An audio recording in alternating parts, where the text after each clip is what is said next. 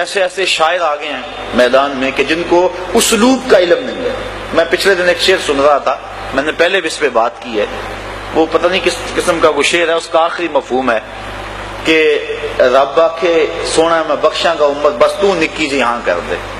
ایک تو دیکھو کیسا بازاری لفظ ہے، اور نعت میں اس کو جو ہے وہ کس طرح مندرج کیا گیا ہے. اور پھر اس نعت کا جو تاثر ہے وہ یہ ہے کہ رب بخشنا چاہتا ہے، محبوب ہاں نہیں کر رہے. رب کہتا ہے میں بخشوں گا تو ہاں کر، جبکہ معاملہ تو یہ ہے کہ محبوب عرض کر رہے ہیں رب حبلی امتی امتی. تو یہ باب معاملہ کدھر اور معاملہ کس طرح الٹ کے رکھ دیا گیا. لیکن پڑھنے والے بھی پڑھ رہے ہیں اور سننے والے بھی سبحان اللہ پکار رہے ہیں. نہ پڑھنے والوں کو سمجھ آ رہی ہے نہ سننے والوں کو سمجھ آ رہی ہے. اور اگر کوئی سمجھنے والا پاس بیٹھا ہے وہ بولتا نہیں، میں بولوں گا تو خشک ملا کہلاؤں گا.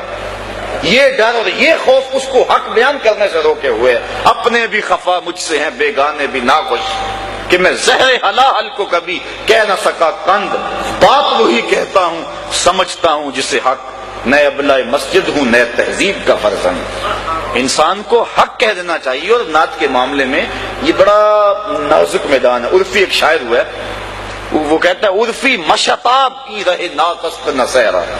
عرفی مت دوڑ، یہ نعت کا میدان ہے، کوئی صحرا نہیں ہے کہ منہ اٹھا کے جدھر مرضی چل دے اور جو مرضی کہتا پھرے.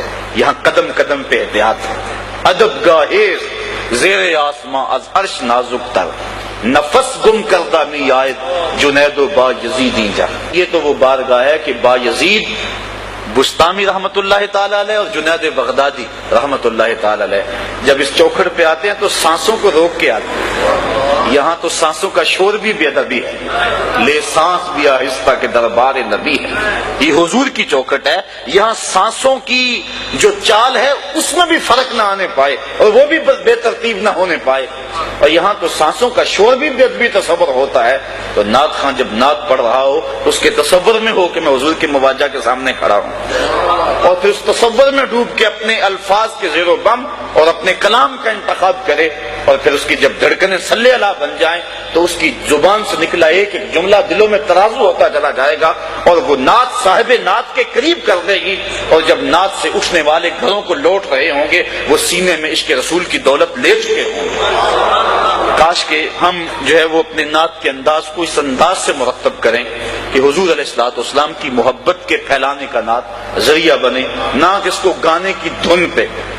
دیکھیے نا، یہ تھک دان ہے، اس کے اندر اگر کوئی بندہ کسی کو دودھ ڈال کے دے دے مہمان کو پیے گا؟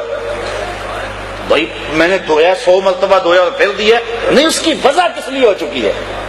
یا لوٹے میں کوئی دودھ ڈال کے کسی کو دے دے وہ پیے گا؟ جی لوٹا پاک ابھی بازار سے خرید کے لایا ہوں، لیکن نہیں، لوٹے کی وجہ کسی اور مقصد کے لیے، تھک دان کی وجہ کسی اور مقصد کے لیے، اس میں اب دودھ نہیں پیا جا سکتا. جو طرز متبذل ہوگی ہے کسی گانے کے لیے، اللہ کے نبی کی نعت کا تقدس یہ ہے کہ اس طرز میں پھر نعت نہ پڑی جائے. یہ بات ذہن میں رکھیں.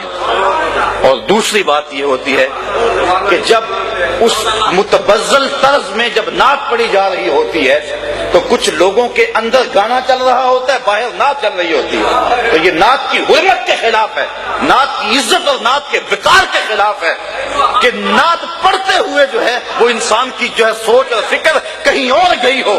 نعت پڑھتے ہوئے نظر گنبد خضرا کی طرف ہونی چاہیے. تو اس بات کا ذرا جو ہے وہ ہمارے معاشرے میں اس کی بہت ضرورت ہے. اور میں پہلے عرض کر چکا ہوں اقبال کے لہجے میں، اپنے بھی خفا مجھ سے بڑے لوگ ناراض ہو جاتے ہیں، اپنے بھی اور بیگانے بھی، لیکن اس سے غرض نہیں ہے.